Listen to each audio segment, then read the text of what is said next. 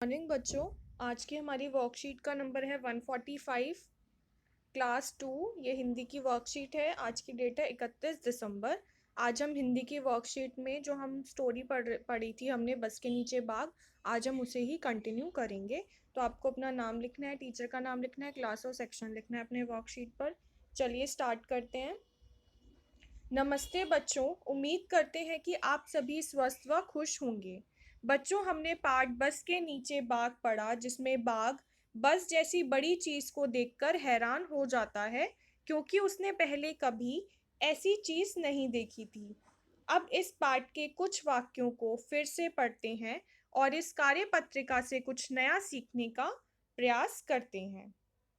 प्रश्न संख्या 1, नीचे लिखी पंक्तियों को पढ़िए और प्रश्नों के उत्तर दीजिए। नीचे हमें कुछ पंक्तियां दी गई हैं। पंक्तियां माने लाइन। ये हमें कुछ लाइंस दी गई हैं, इन्हें हमें पढ़ना है और उसके बाद हमसे जो प्रश्न पूछे गए हैं उनका उत्तर हमें देना है।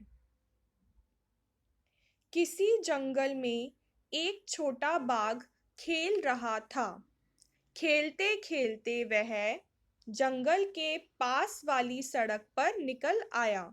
सड़क पर एक बस खड़ी थी। छोटे बाघ ने देखा कि बस का दरवाजा खुला है। बाघ अपने अगले पंजे बस की सीढ़ी पर रखकर बस के भीतर देखने लगा। अब इसके बाद हमें यहाँ पे सवाल दिए गए हैं। छोटा बाघ कहाँ खेल रहा था? तो बच्चों, छोटा बाघ कहाँ खेल रहा था? छोटा बाघ जंगल में खेल रहा था। कहाँ खेल रहा था? जंगल में। जंगल में। छोटा बाघ कहाँ खेल रहा था? जंगल में। बाघ को सड़क पर कौन सा वाहन दिखाई दिया? बाघ को कौन सा वाहन दिखाई दिया? बस। बस। बाघ को कौन सा वाहन दिखाई दिया था? बाघ को बस दिखाई दी थी। बच्चों, आप बस में बैठकर कहाँ कहाँ गए हो? तो बच्चों, आप सभी कभी ना कभी बस में बैठे होंगे। तो आप बस में बैठ के जहां भी गए हैं उसको आपको यहाँ पर आंसर में लिखना है। इस कहानी में बाघ डरकर बस के नीचे दुबक गया। अब कहानी में क्या हुआ था? बहुत सारे लोगों को देखकर बाघ डर गया था और वो डर के मारे बस के नीचे दुबक गया, यानी कि छिप गया। यदि आप बाघ की जगह होते तो क्या करते? अगर आप बाघ की जगह होते, वहां पर आप भी ऐसे डर जाते, तो आप क्या करते? ये आपको लिखना है। हो सकता है कि अगर आप डर के मारे आप भी बस के नीचे छुप जाते, या आप भाग जाते, या आप चिल्लाने लगते। तो आपको इसी तरीके से लिखना है कि आप अगर डर जाते तो आप क्या करते।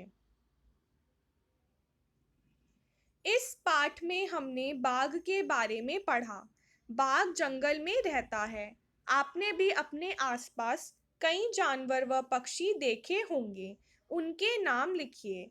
अब इस कहानी में हमने बाघ के बारे में पढ़ा है। बाघ तो जंगल में रहता है, लेकिन हमारे आसपास भी कई सारे जानवर और पक्षी रहते हैं, तो आपको उनका ही नाम लिखना है।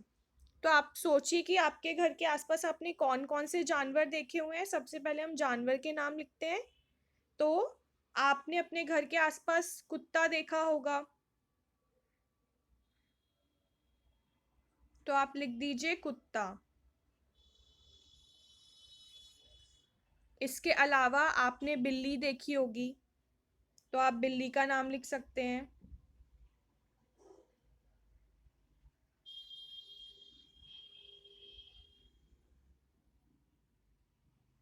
बिल्ली देखी होगी आपने। इसके अलावा आप गाय का भी नाम लिख सकते हैं। गाय। या आपने बकरी भी देखी होगी। ठीक है, तो आपको ये जानवर के नाम के आगे ये नाम लिखने हैं: कुत्ता, बिल्ली, गाय, बकरी। अगर इसके अलावा आपने कोई और भी जानवर आपके आसपास रहता है, आपने देखा है, आपने अपने घर के आसपास अगर कुछ भी ऐसा देखा है, तो आप इनके अलावा अगर कोई और जानवर लिखना चाहते हैं तो आप लिख सकते हैं। इसके बाद बारी आती है पक्षी की।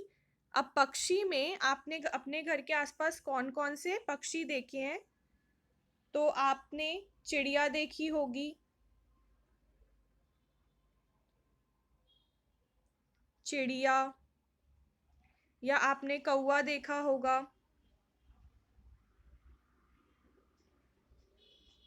इसके अलावा आपने कबूतर भी देखा होगा,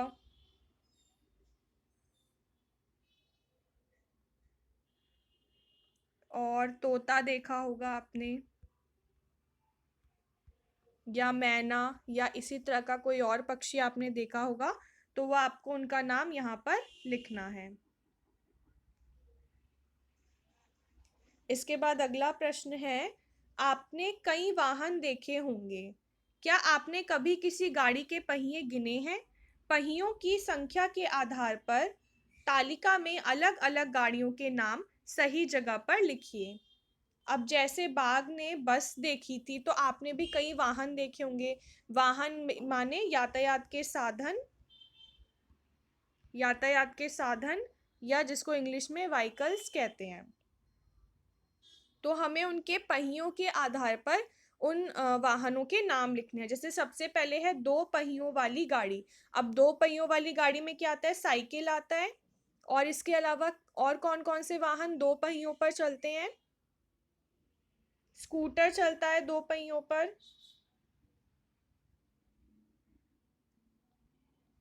स्कूटर। फिर आते हैं तीन पहियों वाली गाड़ी। तीन पहियों वाली गाड़ी में क्या चलता है? ऑटो चलता है। आप ऑटो लिख सकते हैं।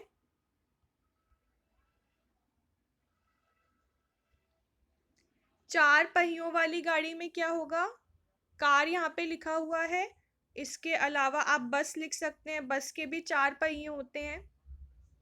ठीक है।